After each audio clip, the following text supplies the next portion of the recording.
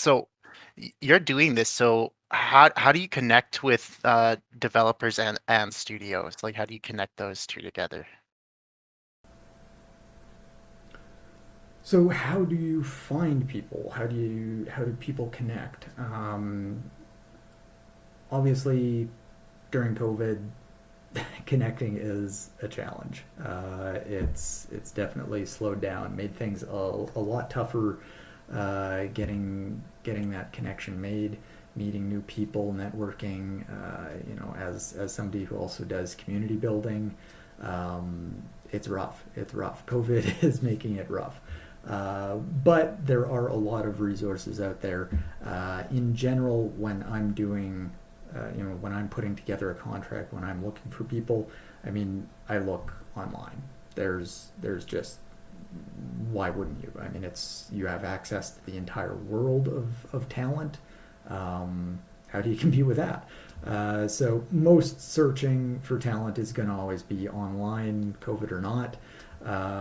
What I'll do is I'll look for portfolios. I can check itch.io for game developers, programmers, designers, and artists as well, and musicians. It hosts everything, so whatever creative pursuit you're looking for, there are itch products in that niche. So itch is a fantastic resource to look at, great for the indie scene.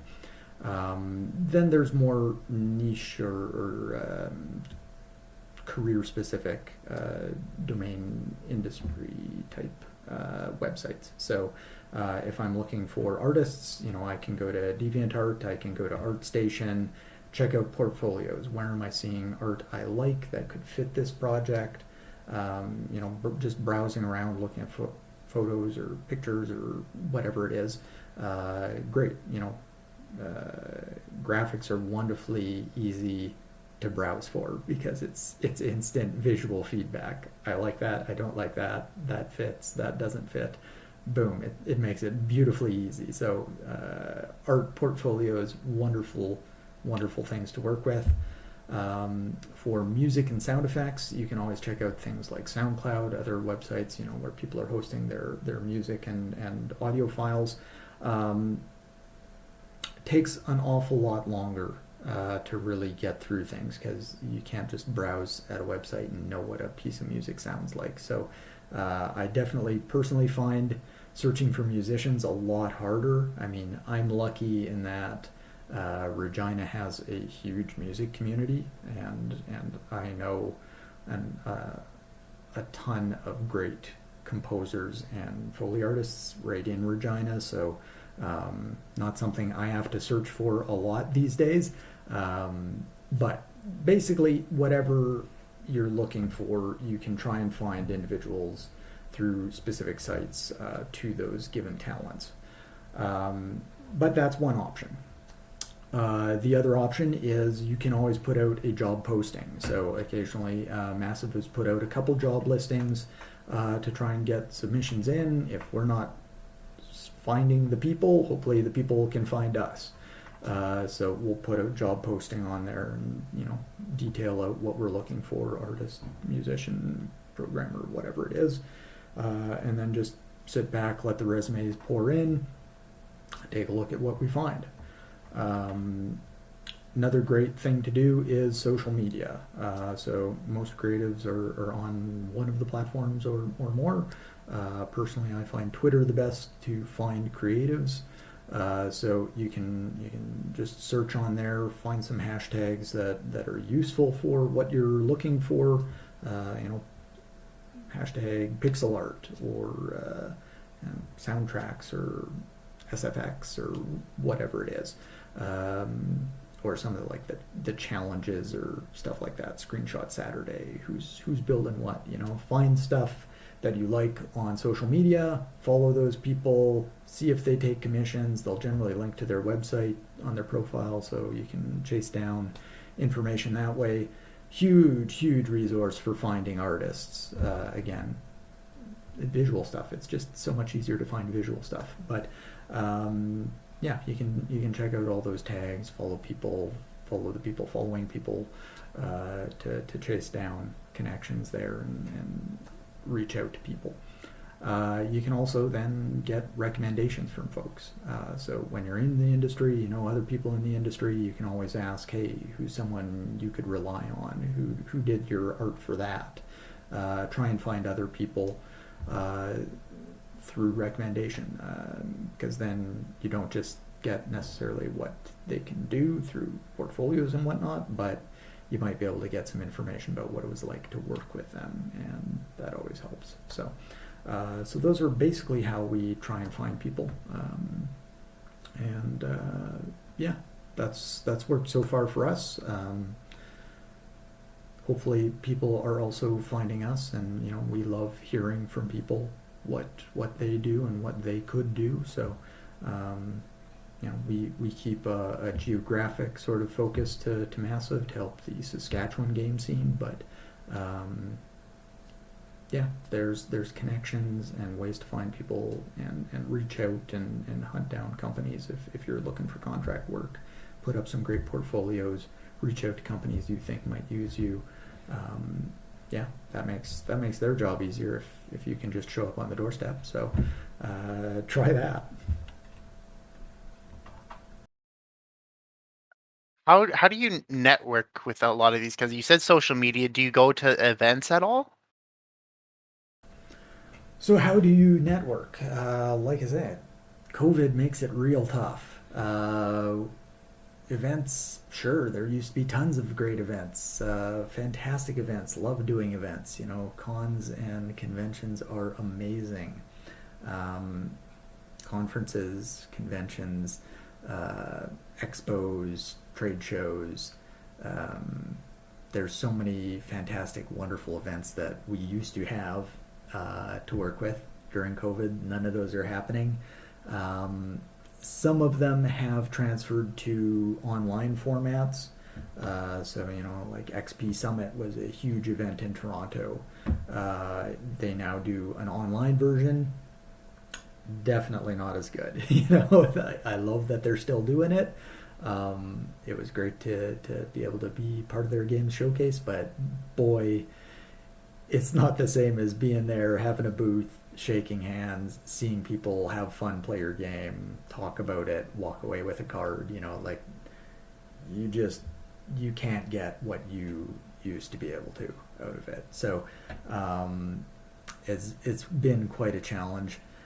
There is the upside of you now have access to everything, right? If it's all online, it doesn't matter if it's an event in Beijing or Sao Paulo or Regina. It's all the same. Same ticket to get there, right? Just click on Zoom. So it does mean that the world's a little more open right now. So you can join in, spread your wings, fly off to all these cool places for free. While you don't have to pay air tickets and hotels, you're just clicking a button and you're there. That's pretty cool. So, we did a convention that was in Graz, Austria. Cool.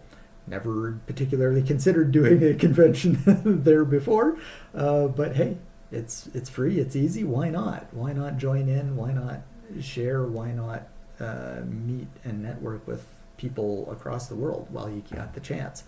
So there is that benefit.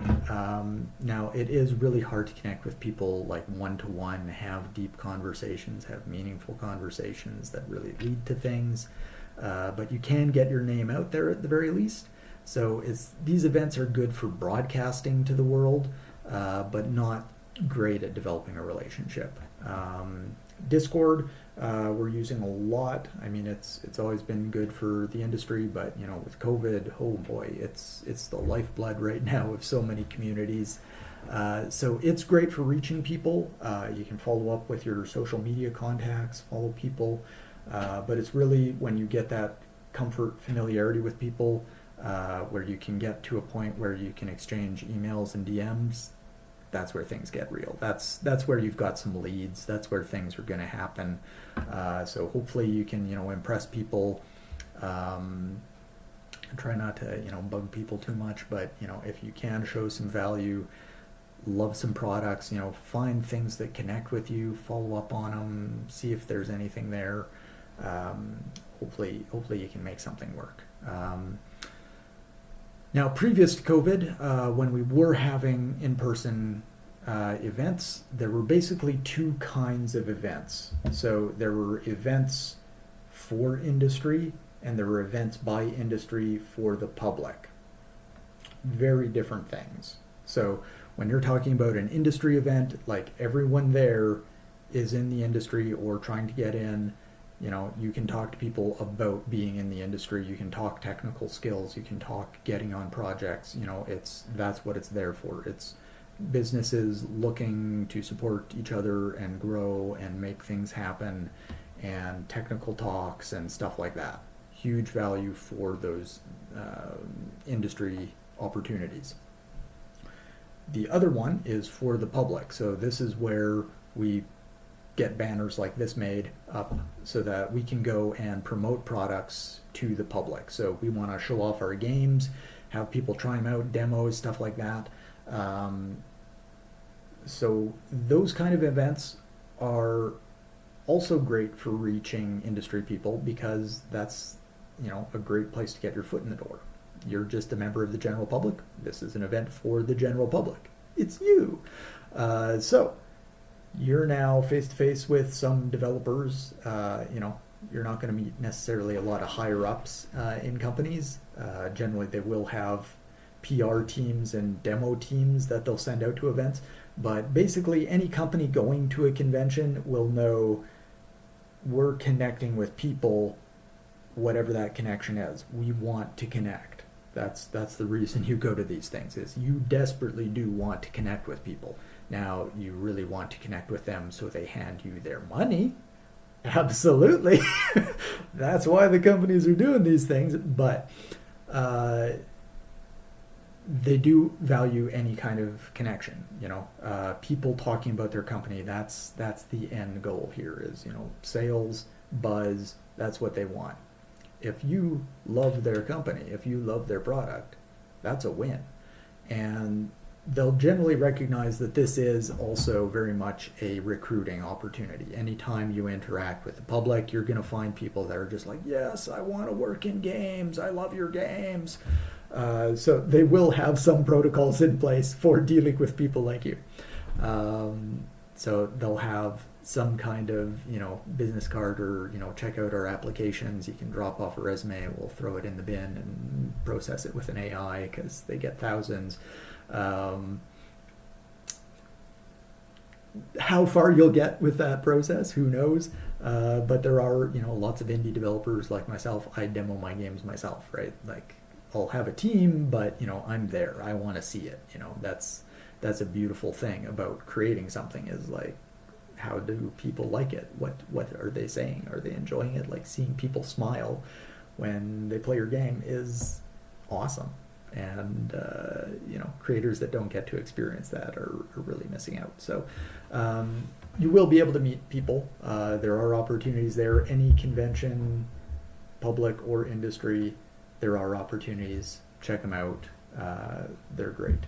The other last thing for networking would be, there are also organizations that support the industry. So it's not just individual businesses, but there are organizations to build the community of game development, to support people in game development, to get involved. So there are geographically based ones. So I run Regina Gamedev to support Saskatchewan's game development industry and connect people with it. There's Canadian game devs for all of Canada.